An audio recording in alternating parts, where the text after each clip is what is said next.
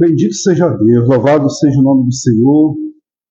Sou grato pela vida de todos os nossos amados, queridos irmãos, que já estão presentes aqui no nosso pequeno local de divulgação e anúncio da Santa Palavra de Deus. Muito obrigado pela presença de todos. Bom, dos nossos queridos que estão nesse exato momento se conectando, se colocando no seu cantinho, possivelmente no sofá, onde seja, na sua sala, em qualquer lugar, você vai nos acompanhando na divulgação da Santa Palavra de Deus.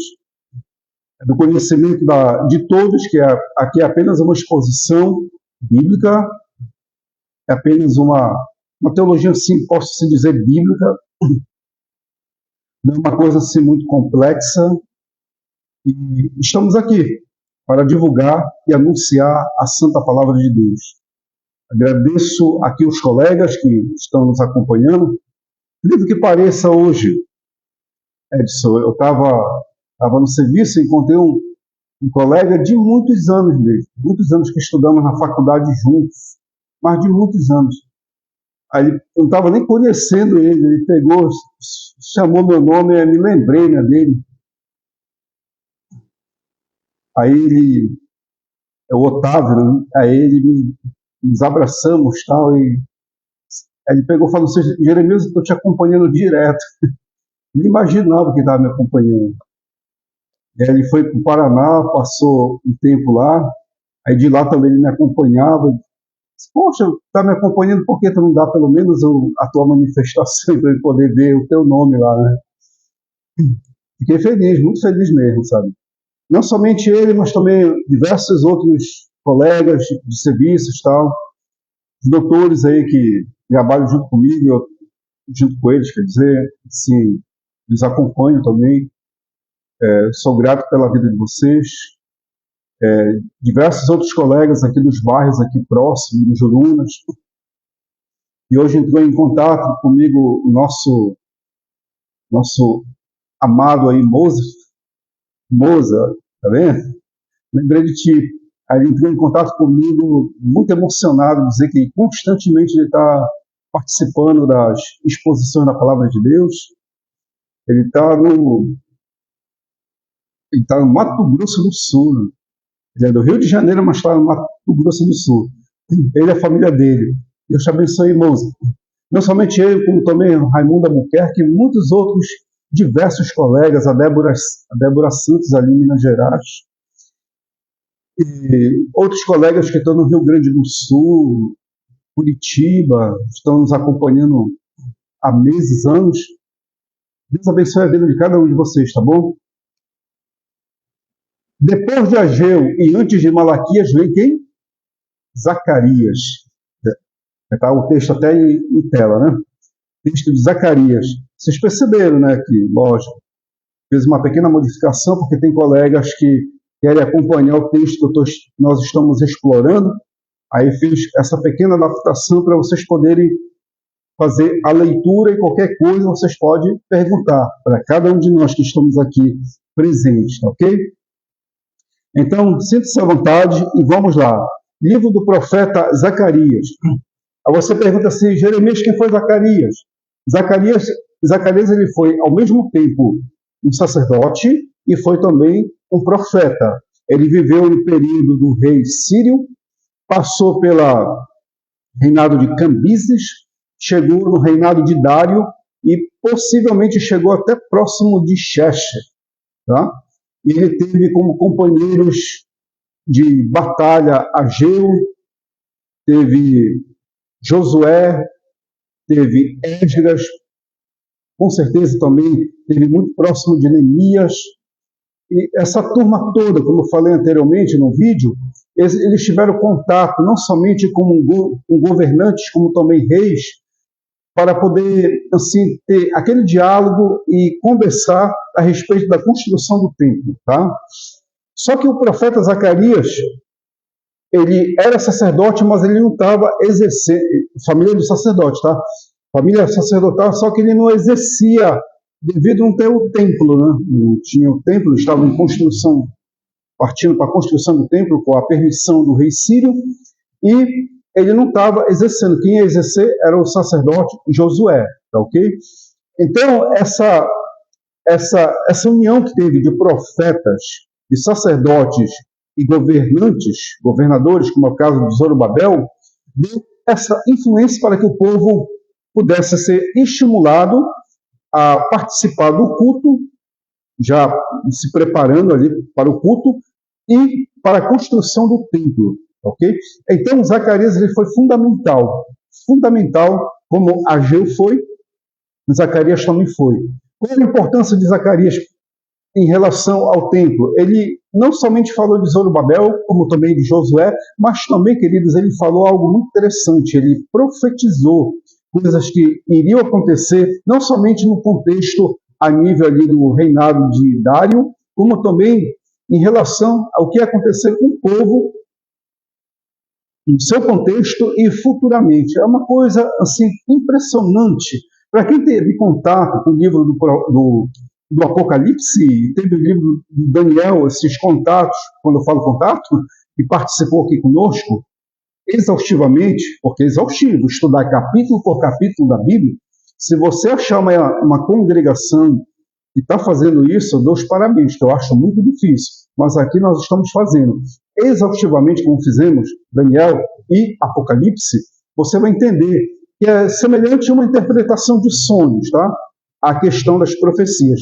Claro que sonho ele é um pouco muito limitado. Já as profecias de Zacarias, você tem como fazer as interpretações das profecias de Zacarias quando você tem o quê? Contato com as Escrituras. Se você tem contato com o livro de Daniel, o livro de Ezequiel e livro do Apocalipse, você vai ter uma noção do que ele está falando aqui. Caso você não tenha esse contato, vai ser difícil. Vai ser muito difícil. E é incrível que pareça que o livro de Zacarias fala até da profecia em relação ao nosso contexto a nível de conflito ali no Oriente Médio. É uma coisa assim magnífica. Mas vamos lá. Vamos usar aquele método que usamos de fazer a leitura e resumir, e assim a gente vai terminando a palavra do Senhor. Versículo 1. No 8º mês do 2º ano de Dário, veio a palavra do Senhor ao profeta Zacarias, filho de Baraquias, filho de Ido, dizendo: O Senhor se irou em extremo contra vós, pais, os vossos pais. Portanto, diz-lhes: Assim diz o Senhor dos Exércitos: Tornai-vos para mim, diz o Senhor dos Exércitos, e eu me tornarei para vós outros, diz o Senhor dos Exércitos.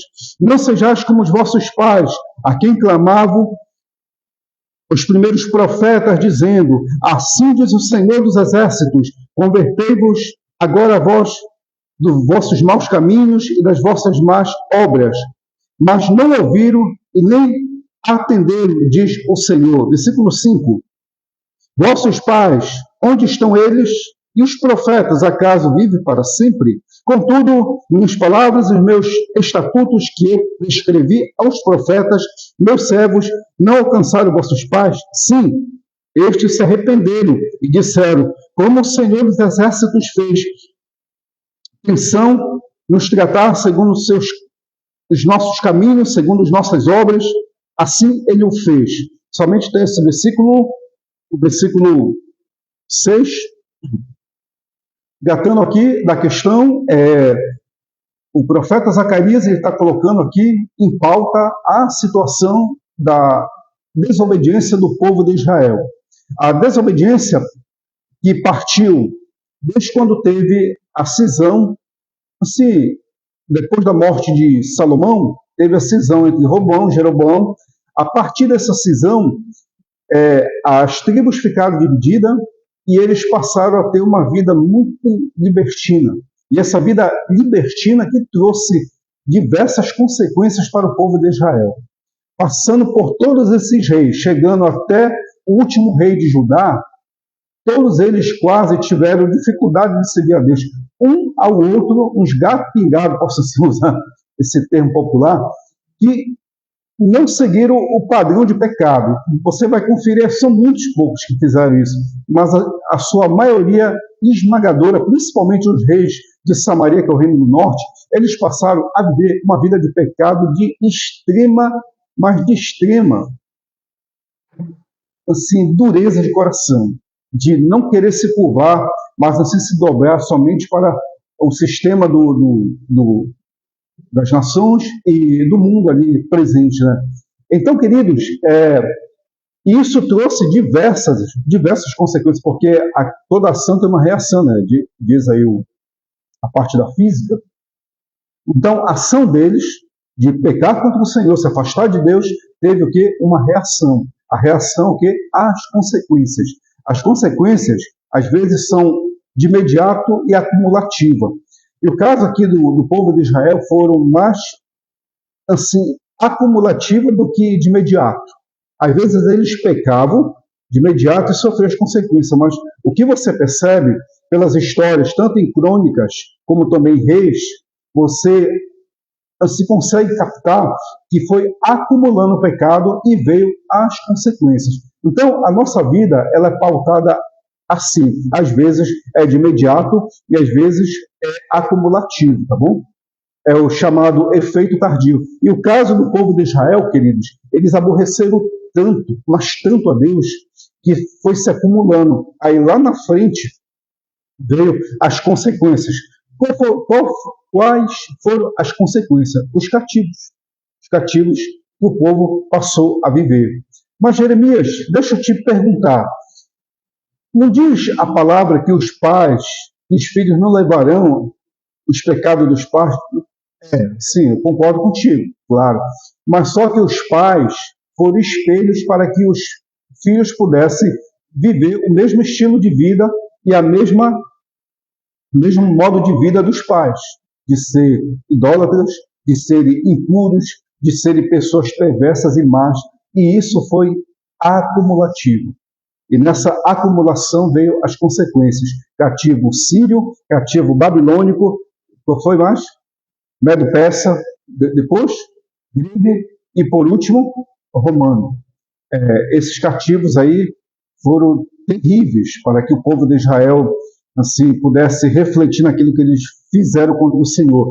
E aqui no versículo 6 é interessante que eles reconheceram que Deus tratou eles segundo os caminhos que eles tinham optado, segundo as obras deles. Eles tiveram reconhecimento ali já no final dos 70 anos de cativo babilônico, tá ok? Vamos lá, versículo 7.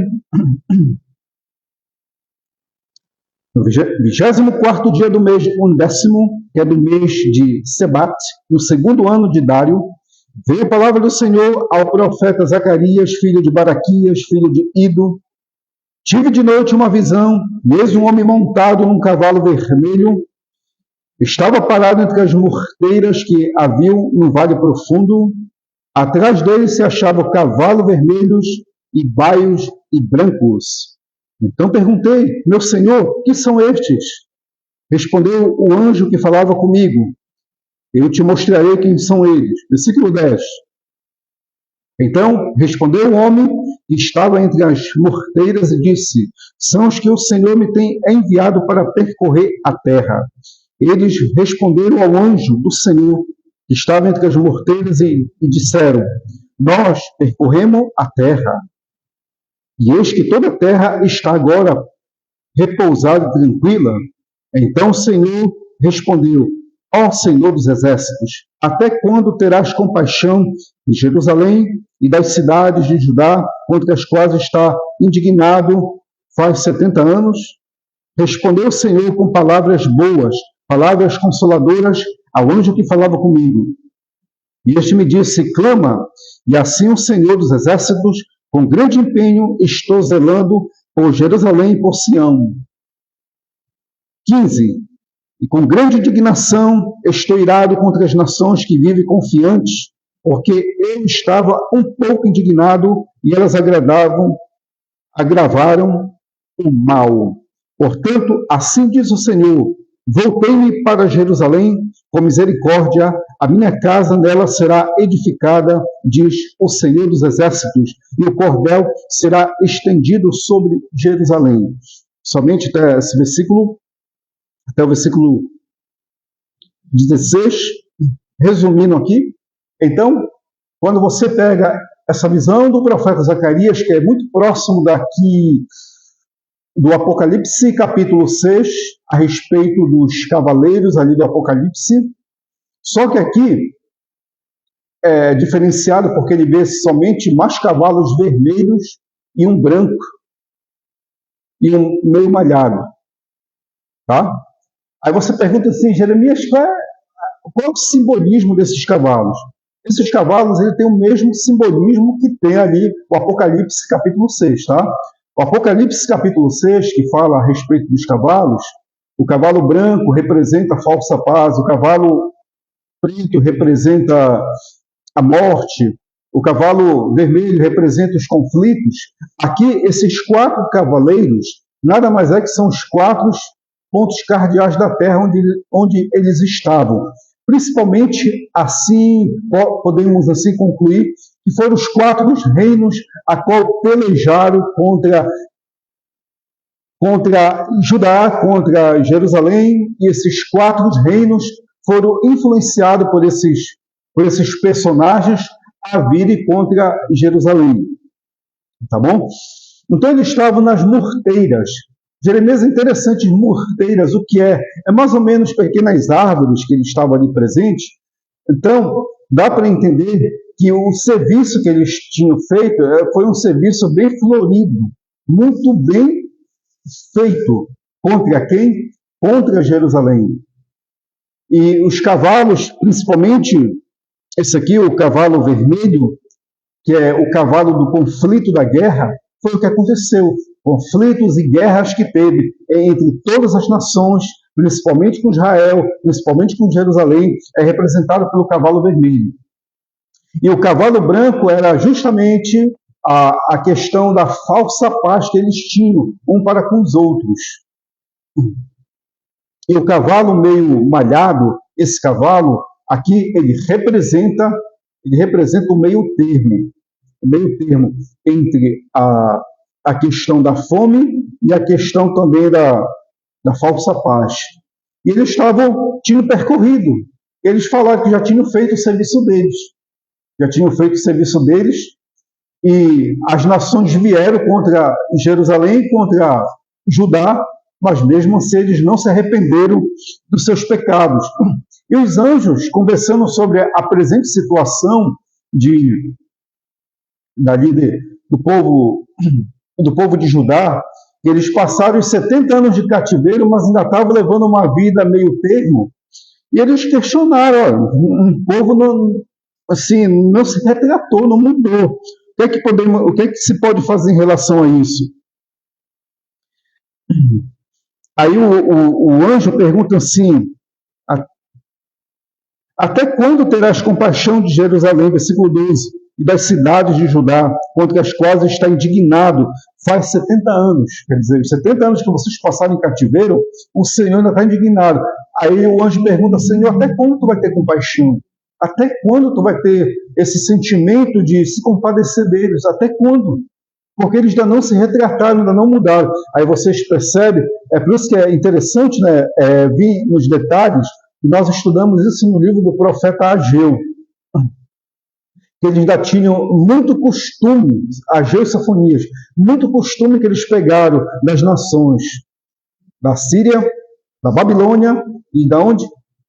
Do Egito, e estavam vivendo esse costume. E eles não tinham se libertado ainda daquele costume, e eles trouxeram aqui para a terra de Judá, e estava tendo muita dificuldade para os profetas, os sacerdotes, poderem, assim, fazer uma modificação, uma reforma, para que voltasse o verdadeiro rito, o verdadeiro costume de adorar a Deus. Aí o anjo pergunta, né, até quando o Senhor vai ter sentimento de compaixão?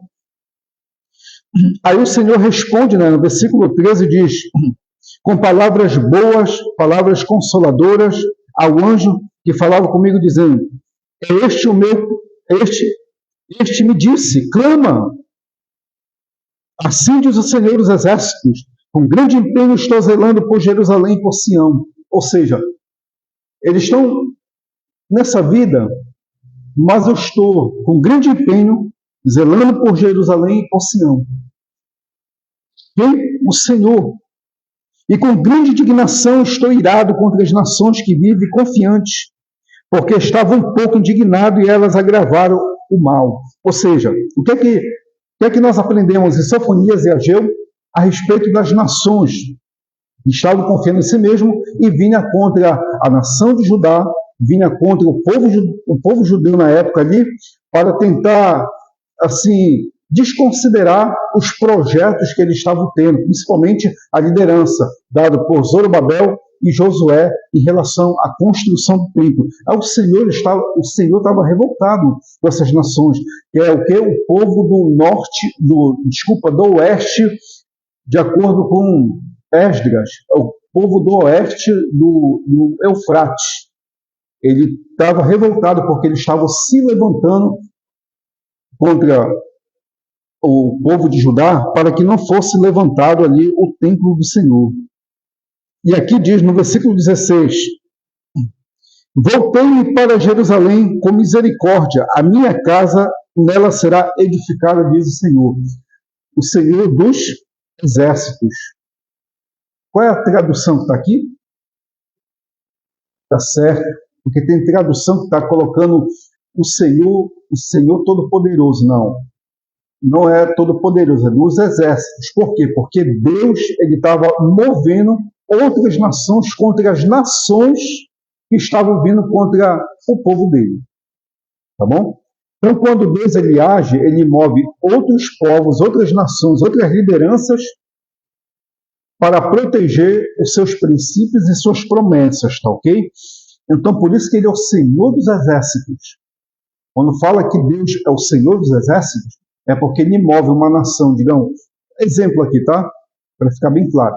Se tem uma nação que quer destruir, acabar com os princípios da palavra, com os princípios que a humanidade é regido, que são os princípios divinos, se essa nação se levanta, Deus ele permite que uma outra nação se levante contra essa, para que essa abaixe a Krishna, e caso ela não abaixe a Krishna, ele usa um método mais, ele permite que o método seja usado até mesmo ceifar vidas, para que ele venha proteger a sua palavra, venha proteger as suas promessas, tá ok? Então aqui dá para perceber isso, que a casa do Senhor será edificada, porque o próprio Deus estaria ali na situação, né? Ele usaria de misericórdia. Voltei-me para Jerusalém com misericórdia. Ou seja, voltei-me para Jerusalém com misericórdia. Quem? O Senhor. 17. Clama outra vez, dizendo: assim diz o Senhor dos Exércitos, minhas cidades ainda transbordarão de bens, o Senhor ainda consolará Sião e ainda acolherá a Jerusalém.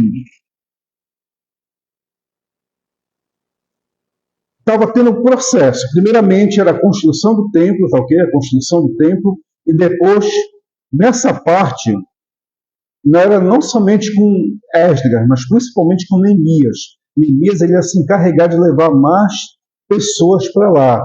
Deu aproximadamente 50 mil pessoas ali morando em Jerusalém, de acordo com o texto tanto de Neemias como de Esdras, tá? Então, ambos têm esse número que é mais ou menos 50 mil pessoas que voltaram ali para morar em Jerusalém. Então, quem foi que coordenou essa parte aí? De início, o pontapé inicial foi Esdras, tá? Mas quem levou avante mesmo foi Neemias. Versículo 18. Levantei os olhos e vi e eis 4 chifres. Olha aqui, outra visão. Perguntei ao anjo que falava comigo: que é isto? Ele me respondeu: são chifres que dispersaram a Judá, a Israel e Jerusalém. O Senhor me mostrou 4 ferreiros. Então perguntei: que fazem estes? Respondeu: aqueles são os chifres que dispersaram Judá, de maneira que ninguém pode levantar a cabeça. Estes ferreiros, pois, vieram para amedrontar, para derribar o chifre das nações que levantaram seu poder contra a terra de Judá para a espalhar. Tá? Agora, segura o mistério aqui. É interessante porque é a terra de Judá. Não está dizendo a terra de Israel, tá? É a terra de Judá. Qual foi o primeiro cativo da terra de Judá? Babilônia. E o segundo? Medo-Persa. Terceiro? Grego. E o quarto? Romano. Tá ok? Então foram 4. Então aqui percebe-se que os 4 chifres aqui, eles representam já de imediato os 4, já está profetizando aqui Zacarias, os 4 cativeiros que Judá ia passar. E o Senhor ia tratar dos 4 cativeiros. O Senhor ia tocar na situação em relação a esses cativeiros, os 4 reinos a qual Judá iria passar. Bom?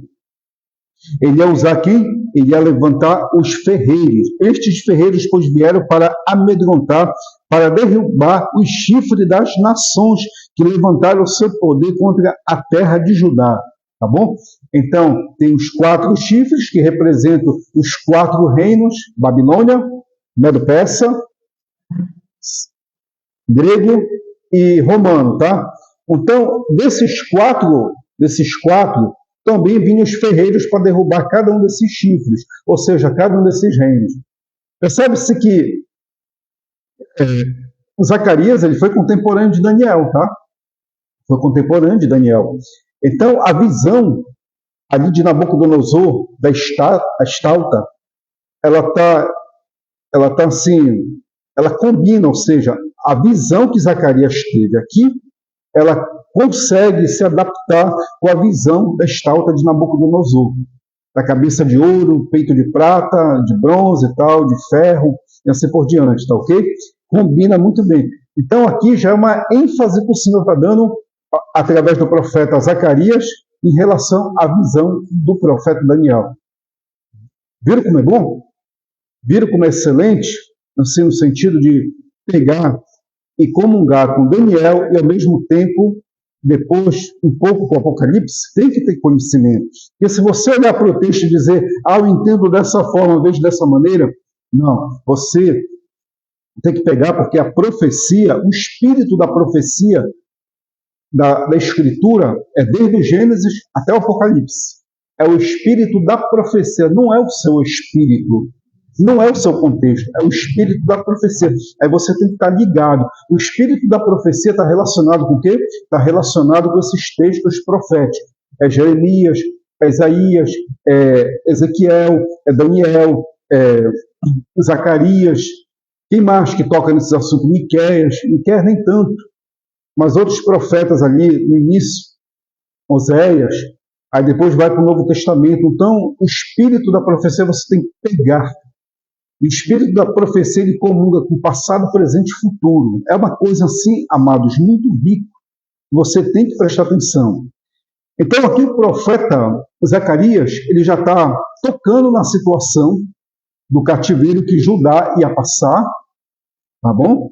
Ia passar os cativeiros babilônico, medo-persa, grego e romano. Vamos lá, agora para a parte 2, capítulo 2, diz, pequeno capítulo, né, mano? Muito pequeno esse capítulo aqui. Tornei a levantar os olhos e vi, e eis um homem que tinha na mão um cordel de medir. Então perguntei, para onde vais tu? Ele respondeu, medi Jerusalém, para ver qual é a sua largura, qual é o seu comprimento. E eis que saiu o anjo que falava comigo, outro anjo lhe saiu ao encontro e lhe disse, corre, fala este jovem, Jerusalém será habitada como aldeias sem muros, por causa da multidão de homens e animais que haverá nela. Pois eu lhe serei, diz o Senhor, muro de fogo em redor, e eu mesmo serei no meio dela a sua glória. Se for somente pegar isso aqui, já parte aqui, queridos, da situação de Neemias, ele foi responsável pela edificação dos muros de Jerusalém, tá bom? E através da edificação dos muros de Jerusalém, chamou a atenção das demais nações, até aí tudo bem, só que tem um porém. No versículo 5 diz, pois eu lhe serei, diz o Senhor, muro de fogo em redor, e e eu mesmo serei no meio dela a sua glória. Isso aqui é uma profecia que aconteceu em que período? Em que tempo? Já se cumpriu essa profecia? Eis a questão. Essa profecia do Senhor ser literalmente, e essa proteção, literalmente, em parte ainda não. Em parte ainda não. Em parte sim, em parte ainda não. Porque há de chegar um momento, em relação à situação ali do pessoal que mora nessas regiões, em que o próprio Deus vai tratar de uma maneira assim muito mais detalhada. Muito mais detalhada. Por enquanto, os gentios eles têm acesso, de acordo com Apocalipse 11 e Mateus 24, os gentios ainda têm acesso a essa parte do templo, de profanar o templo, de profanar o local onde o templo esteve e tal, eles já têm acesso a isso. Mas quando for erguido o templo, será que eles vão ter acesso? Aí sim vai ter determinadas restrições. E Deus vai permitir que essas restrições sejam reveladas para que se cumpra aqui o texto sagrado, a promessa que ele fez para o povo. Jeremias, por que você não pega e não coloca isso de uma maneira assim, espiritualizar, colocar de uma maneira assim, aplicativa? Queridos, isso aqui é uma promessa que não tem como você se reduzir o texto em relação a uma aplicação na vida pessoal. É muito difícil fazer isso. Muito difícil. Indiretamente serve, mas diretamente não serve, porque aqui é uma promessa dada, partindo de Abraão, Isaac e Jacó, passando pelo povo de Israel no Egito e chegando até a atualidade. Deus ele tem promessas. Aquela terra ali que nós não podemos descredenciar, desqualificar e tentar reduzir numa forma poética, numa forma assim, sabe, romântica e tentar aplicar isso. É impossível, não tem como fazer. Então vai acontecer isso, amantes, vai acontecer. E o povo de Israel, como é do conhecimento de todos hoje atualmente, eles voltaram para lá, então, e o crescimento deles ali faz com que essas profecias dadas a Zacarias venham a se cumprir aos poucos. Ah, Jeremias não ficou na história. Não. Parte sim e parte ainda não. Tá ok? Então esse ainda não há de se cumprir. E por última parte, queridos, diz aqui o seguinte. Versículo 6. Ei, fugi agora da terra do norte, diz o Senhor, porque eu vos espalhei como os 4 ventos do céu, diz o Senhor. 7. Ei, salva-te, ó Sião, tu que habitas com filha da Babilônia, pois, diz o Senhor dos Exércitos, para obter de glória, enviei-me às nações que vos despojaram, porque aquele que tocar em vós toca a menina do seu olho, porque eis aí, agitarei a mão contra eles, e eles virão a ser presa daqueles que o serviram. Assim sabereis que vós, que o Senhor dos Exércitos é quem me enviou. 10. Canta e exalta, filha de Sião, porque eis que venho e habitarei no meio de ti, diz o Senhor. Naquele dia muitas nações se ajuntarão ao Senhor e serão meu povo. Habitarei no meio de ti, saberás que o Senhor dos Exércitos é quem me enviou a ti. 12. Então o Senhor dará Judá como sua porção na terra santa e de novo escolherá a Jerusalém. Cala-te toda a carne diante do Senhor, porque ele se levantou da sua santa morada. Ok? E resumir isso aqui. No versículo 6 diz, olha, eu, Senhor, eu espalhei Judá sobre todos os 4 cantos da terra. Espalhei Judá sobre os 4 cantos da terra. Tá?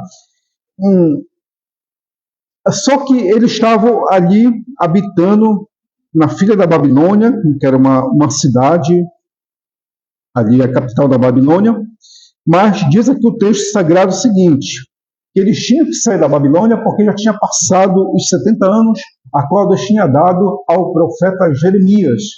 Falou que eles ficariam somente 70 anos, mas tinha gente que ainda queria ficar lá, queridos. Incrível que pareça. Tinha gente que ainda queria estar ali na Babilônia. Só que aqui já tem uma fala que nós percebemos que não é tanto assim do anjo, mas assim a modo que é uma pessoa aqui falando.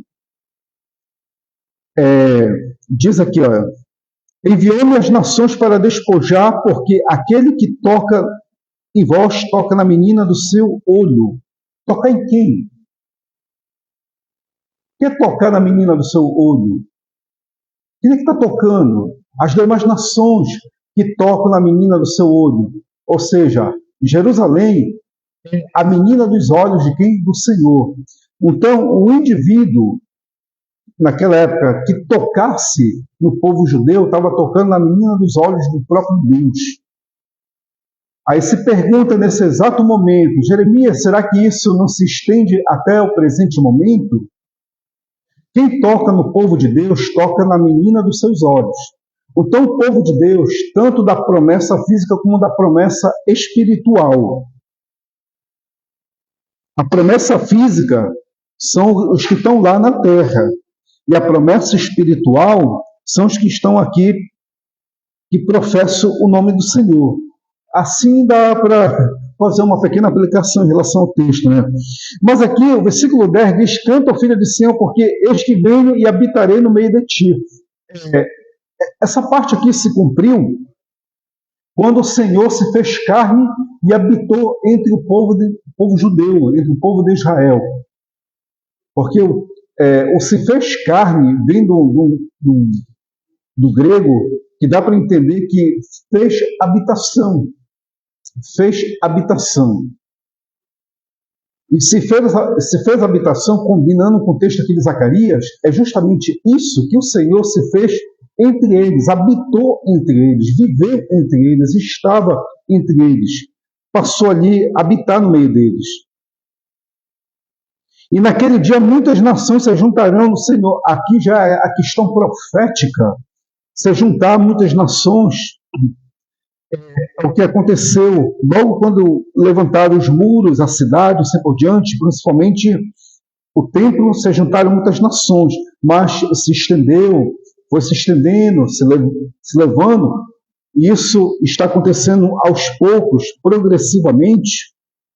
Agora o que chama atenção, versículo 12 diz: o Senhor herdará a Judá como sua porção na terra santa. Herdará Judá na sua porção na terra santa. Qual é essa terra santa? Que terra santa é essa? Existe essa terra santa? Na terra santa, a terra santa, considerado aqui pelo profeta, nada mais é do que a região ali de Sião, a terra santa. É o local onde o próprio Deus fez as suas promessas aos seus patriarcas. Então, o Senhor escolheu Jerusalém para isso. Ele escolheu para quê, amados? Para que a glória dele se revelasse, a glória do Senhor se manifestasse, se revelasse ali para todas as nações. Aí você pergunta, Jeremias, acabou aí? Não, não acabou. Quando Jesus se revelou depois de morrer, ressuscitou, acabou também? Não, não acabou. É porque a questão das promessas ainda ficou de pé. Jesus ele não veio revogar a lei, nem revogar, nem destruir o Antigo Testamento. As coisas que estão lá no Antigo Testamento e a lei, Jesus veio para cumprir. Mas esse cumprimento que Jesus fez é um cumprimento tanto físico como espiritual. Então as questões elas são tanto espirituais como também físicas. E fazer, queridos, essa distinção físico-espiritual, você nunca deve suplantar um e desprezar o outro. Estão sempre unidos, o físico e o espiritual. Deus se importa com a sua vida espiritual e Deus se importa com a sua vida física. Deus se importa com a vida que você vê e com a vida que você não vê. Jeremias, qual é a vida que eu vejo e a vida que eu não vejo? A vida que você vê é a sua vida material, física. Deus ele se importa, porque através dessa matéria ele vai transformar e você venha glorificar o nome dele, sim, através dessa transformação de matéria. Seja aqui, ou seja em qualquer parte desse mundo, ou seja na terra onde ele prometeu ali em relação às alianças que ele fez com Abraão, Isaac e Jacó, os profetas e tal. E a espiritual que você venha ter comunhão, contato com ele. Então, quando não se faz essa diferença e despreza um e enfatiza somente outro, você cai num terrível erro de interpretação das Escrituras. Aí você pode cair numa heresia em que você jamais vai conseguir se libertar. Você vai cair no extremo em que você jamais vai conseguir destruir esse extremo da sua cabeça. Então, por isso que é bom você pegar ambos os lados, o espiritual e também o físico. Jesus veio cumprir ambos, o espiritual, principalmente, e o físico. O físico ele não deixou de lado, não, de maneira nenhuma. É prova que o apóstolo Paulo fala em Romanos capítulo 11 a respeito disso, tá ok? Então, amados, finalizamos aqui o capítulo 2, vamos para o último capítulo, 3, que pegando aqui o 2, principalmente o 2 e 1, você percebe que tem um diálogo entre os anjos, entre um jovem, tem um anjo do Senhor e depois tem mais uma fala. Sabe o que é isso aqui que está embutido aqui nesse diálogo? É o Messias. É o Cristo no grego, né? O Mashiach no hebraico. É o Messias. Você percebe aqui um diálogo aqui. Entendeu? Você percebe. Aqui no capítulo 3, isso fica muito mais nítido. Muito mais nítido. Vamos lá, capítulo 3. Deus me mostrou o sumo sacerdote Josué, o qual estava diante do Senhor, e Satanás estava na mão direita dele, para se lhe opor. Mas o Senhor disse a Satanás: o Senhor te repreende, Satanás. Ó Satanás, sim, o Senhor escolheu Jerusalém, te repreende. Não é este o tição tirado do fogo? Ora, Josué, trajado de vestes sujas, estava diante do anjo, tomou esta palavra e disse aos que estavam diante dele: tira-lhe as vestes sujas. A Josué disse: eis que tenho feito que passe de ti a tua iniquidade e te vestirei de finos trajes. E disse eu: ponha-me um turbante limpo sobre a cabeça. Puseram-lhe, pois, sobre a cabeça um turbante limpo e os vestiram com trajes próprios. E o anjo do Senhor estava ali, protestou a Josué e disse: assim diz o Senhor dos Exércitos, se andarem nos meus caminhos e observarem meus preceitos, também tu julgarás a minha casa e guardarás os meus átrios, e eu te darei livre acesso entre estes que aqui se encontram.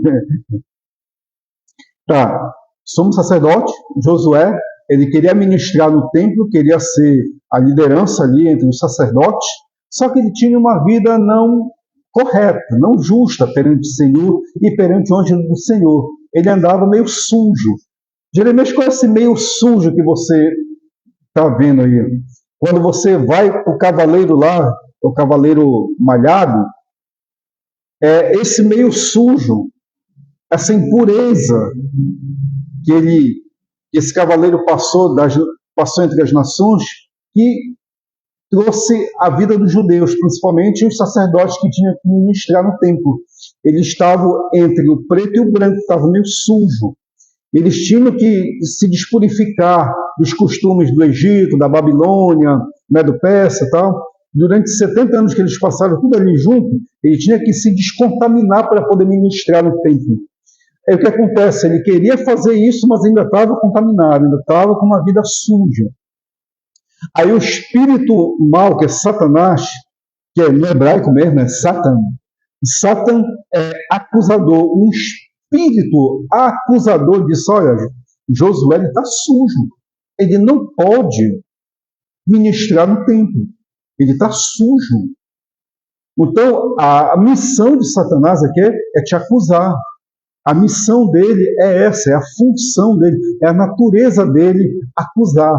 E se você tiver alguma coisa impura, você tem que pedir a graça de Deus para que venha te purificar.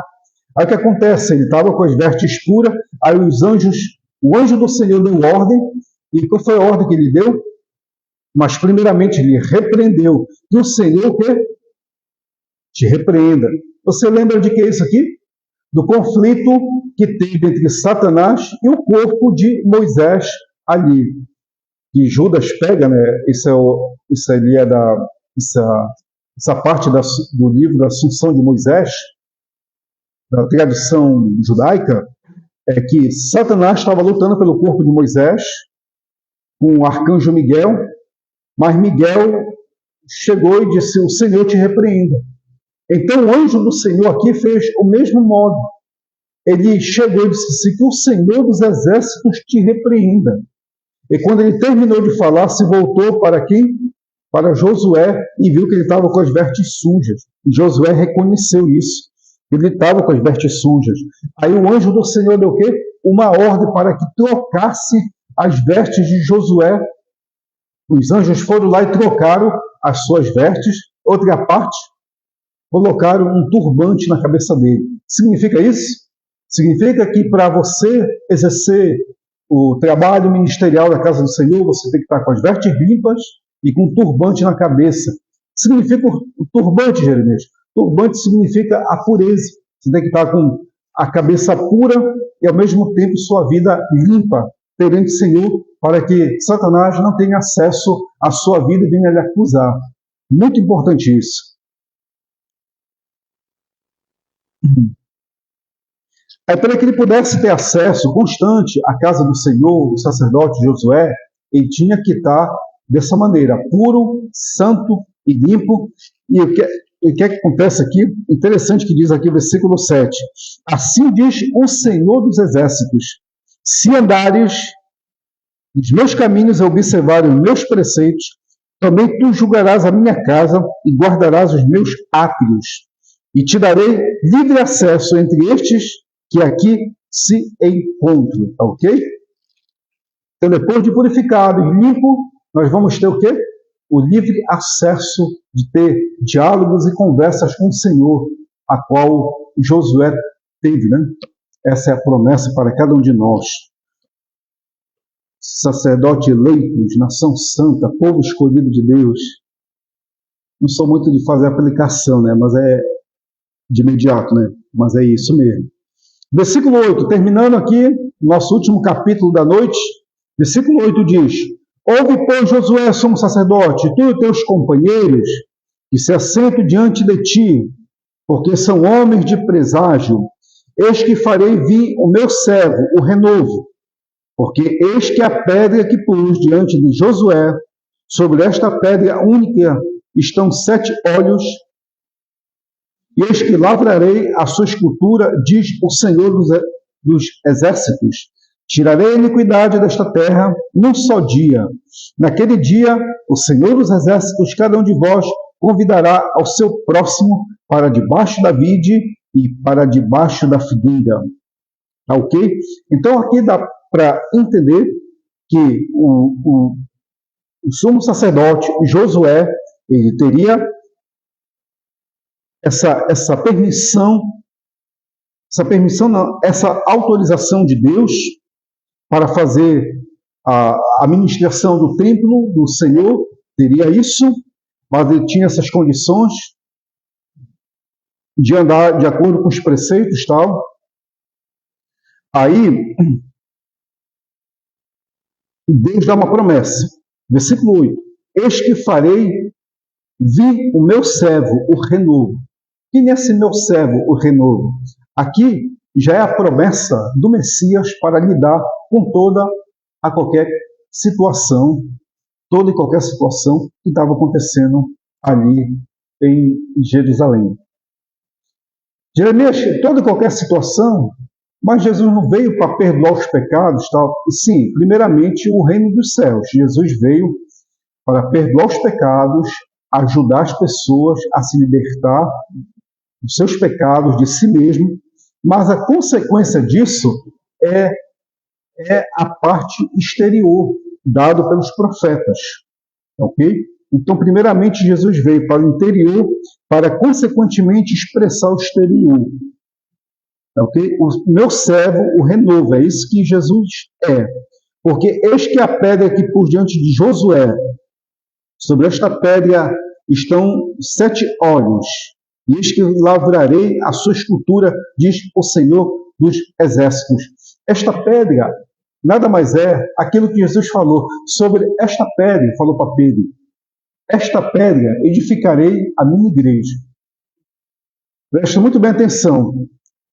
Há uma diferença entre esta e essa. O pessoal que gosta de fazer interpretação de texto, essa o quê? Distante. Esta, perto. Ok? Esta Bíblia, porque está comigo aqui, né? Esta Bíblia. Ali, essa Bíblia, porque está distante de mim. Então Jesus não falou essa pedra, não. Ele falou esta pedra, ou seja, eu sendo a pedra. Sobre esta pedra edificarei a minha igreja.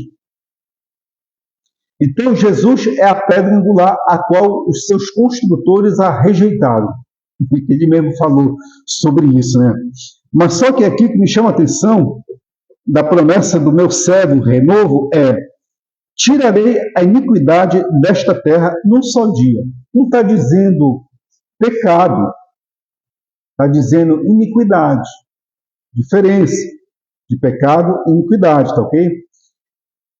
Então o Senhor ia tratar da situação da teimosia do povo de Israel, que conhecia tanto a palavra do Senhor, do seu povo que conhecia tanto a Deus, mas queria andar no pecado, que ia tirar em um só dia. Qual foi esse dia? Foi quando o renovo morreu na cruz do Calvário. Em um só dia ele tirou os pecados. Aí sim, a profecia se cumpriu. E por último, o versículo 10 diz: naquele dia, diz o Senhor dos Exércitos, cada um de vós convidará seu próximo para debaixo da vide e para debaixo da figueira. Aqui é profecia também da vide e figueira. Essa vide e essa figueira representa não somente fisicamente, mas espiritualmente. Ela é uma profecia de